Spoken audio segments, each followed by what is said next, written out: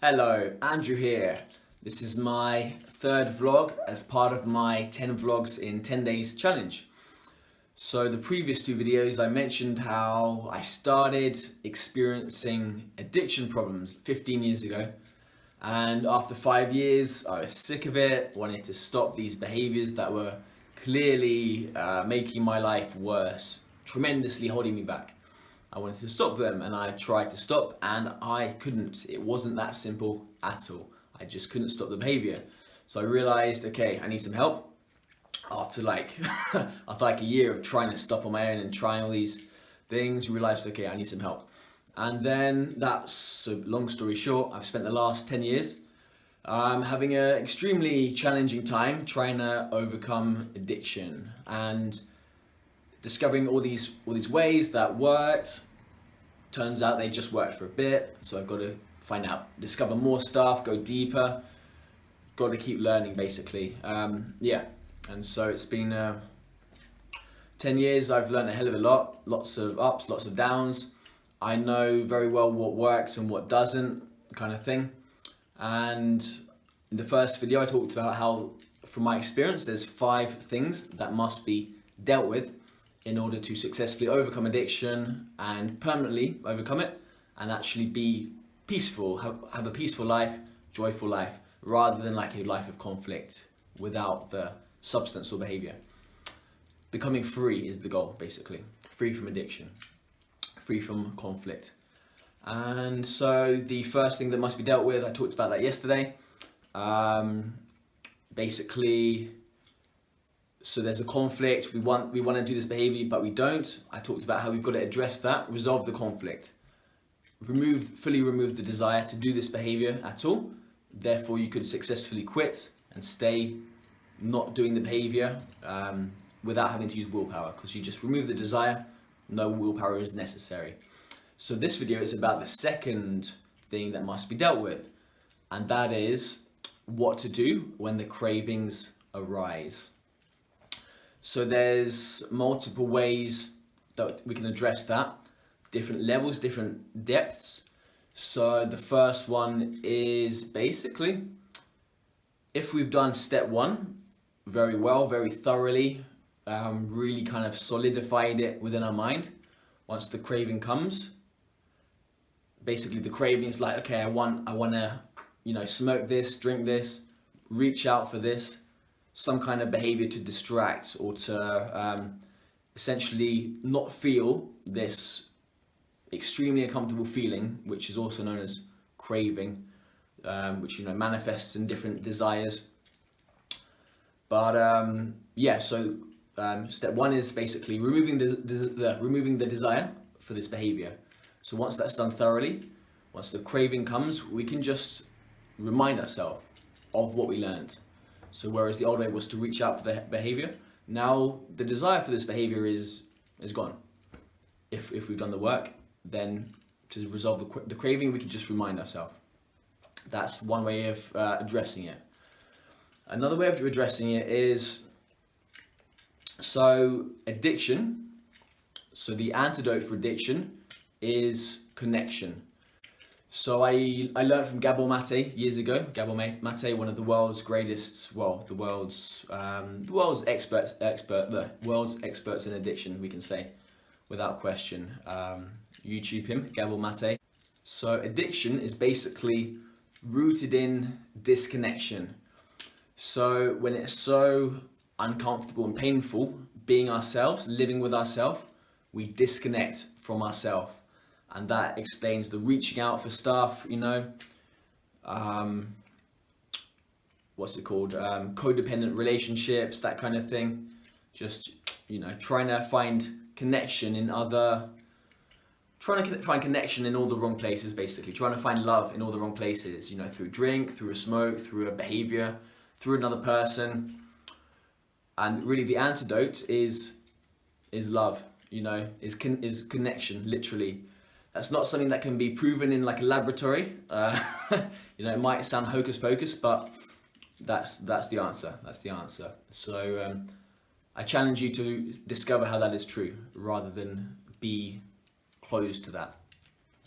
Another way to deal with this craving, so the old way of doing things, so craving comes up, craving which is just a very uncomfortable, overwhelming feeling that is so uncomfortable that the body, the mind, the system just creates a way of coping with it, which is to reach out. And this happens without, with extremely little choice, Throughout the day, we're running 95 to 99% subconsciously. And so behavior is subconscious, essentially. And so the old way of coping with these uncomfortable uncomfortable feelings is to reach out, distract it, suppress it, that kind of thing, tuck it down, have a drink, numb it out. So essentially looking out, what we've got to do, if we want to really heal from these cravings, is to, as they say in Taoism, turn the light around, look inside, look inwards.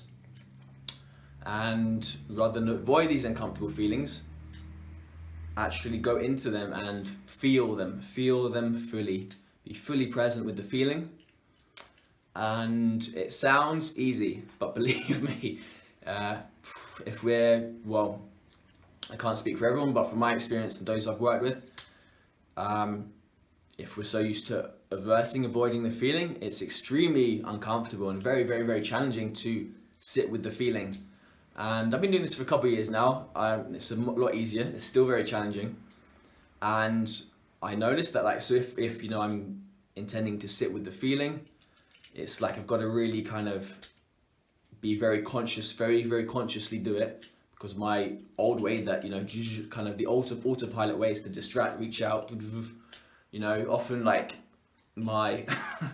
I'm trying to, be present with the feeling. And before I know it, I've got my phone in my hand, just kind of flicking around, doing some stuff. It's like, whoa, that happened so fast, I didn't even realize.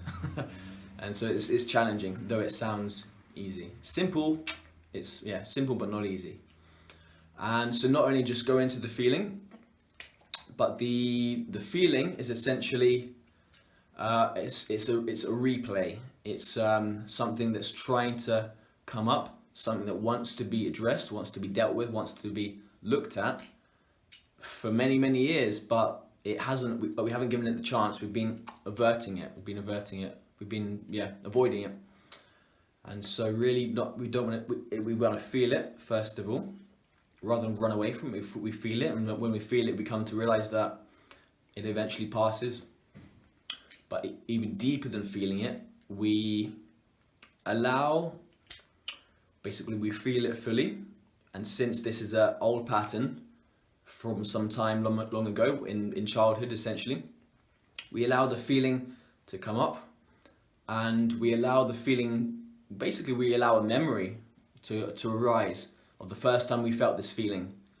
It'll be in some moment, sometime in the past, a memory in childhood, something that was traumatic. It doesn't have to be anything that was obviously traumatic.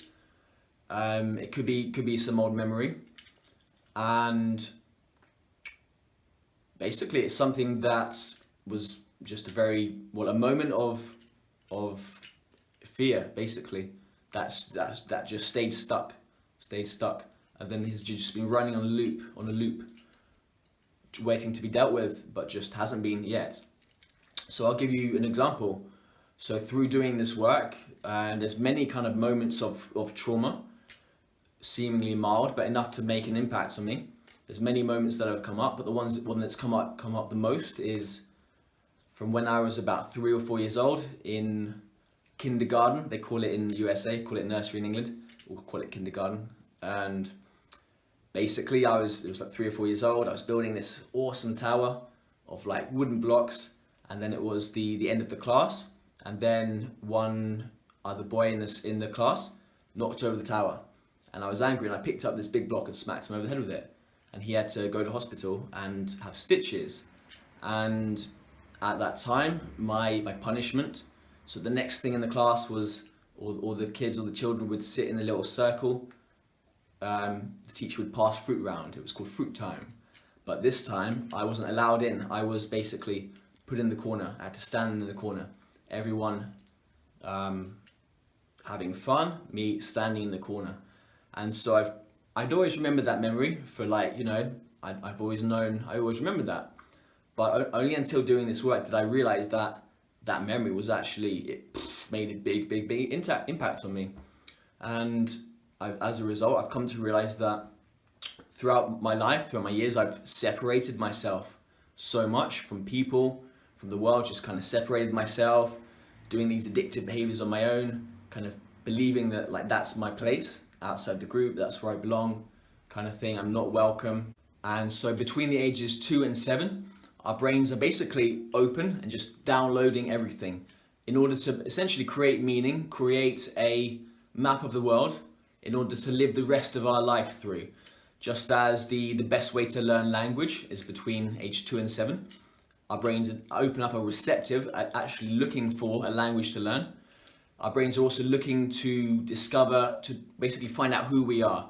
All these things happen around us. We essentially make meaning out of them, and eventually they become the character that we perceive we are. This character that we perceive we are is known as the ego. And so yeah, so age 2 to 7, things happen, we make meaning out of them. Now we've got our identity, you know, that we've essentially made up, or the person we've interpreted that we are, which is imaginary. But yeah, and so then we essentially play out the rest of our lives according to this script, this map of the world, who we perceive ourselves to be. And yeah, so going into the feeling, we can actually discover the root cause of this. We're essentially kind of living in accordance to this character. And once we become conscious of this, once the cravings come up, we don't need to reach out anymore. We don't need to follow along that script. We can now develop this awareness. Once the cravings come up, we can notice it, recognize it for what it is, which is essentially based on trauma and based on misperceptions of who we are. That's deep, and I'll have to go into that in future videos. So that's essentially what to do when the cravings come up, the best way to deal with that. And number 3, tomorrow. So just now is what to do when the cravings come up. Tomorrow is going to be how to make it. So several things we can do every day and also throughout the rest of our lives. What to do to make it so the cravings don't actually come up in the first place, or at least reduce in frequency and reduce in intensity. So make sure you watch that one. If you've watched this one all the way to the end, thank you very much, and I'll see you in the next video.